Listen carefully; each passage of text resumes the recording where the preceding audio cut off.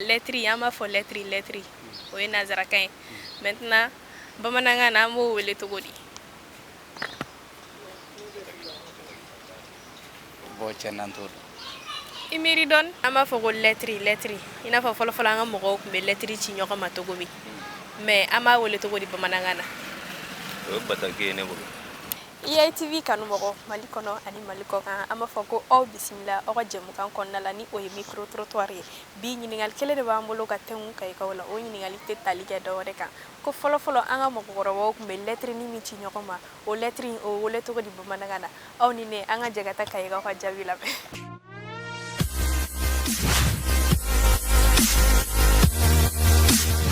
Grande Confiserie du Mali a fɔ ko GCM walasa k'aw ka minfɛnw sankɔrɔta ni k'u kɛ k'o kɛ sago ye fɔ ni ye wasa don GCM ka sigiribandeli waraba la wa o tɛ a bɛɛ lajɛlen ye fɛn min ka di denmisɛnnin da o man ko maakɔrɔ da GCM nanen bɛ ni bɔnbɔn waraba suguya bɛɛ lajɛlen ye mun bɛ sɔrɔ Mali fan bɛɛ wa sɔngɔ damatɛmɛnja la GCM damu ni wasa dan.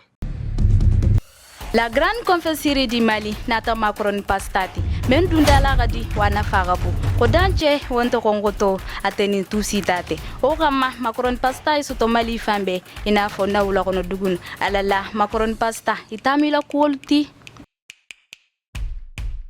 Sumogo be di. Ya ko be kay. Adona. D'accord. Question do mo mbolo. Sisan na ya fi ni ya soro. Singam paye kele ni bo paye kele ma mbolo. O yiga kado ye. E shole no. Ouais. Iperena. Ouais. D'accord, an ka fɔlɔ mɔgɔw kun bɛ lettre dɔ ci ɲɔgɔn ma. A lettre an b'a fɔ lettre o ye nazarakan ye.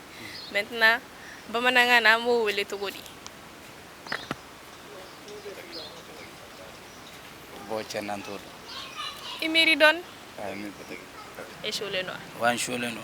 D'accord, fɔlɔfɔlɔ an ka mɔgɔkɔrɔbaw kun bɛ lettre dɔ ci ɲɔgɔn ma. Mais bamanankan na an b'a wele cogo di?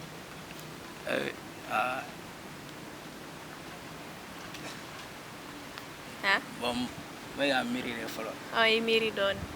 D'accord. Awɔ. O ye kibaruya de. Kibaruya. E ko ten. Awɔ.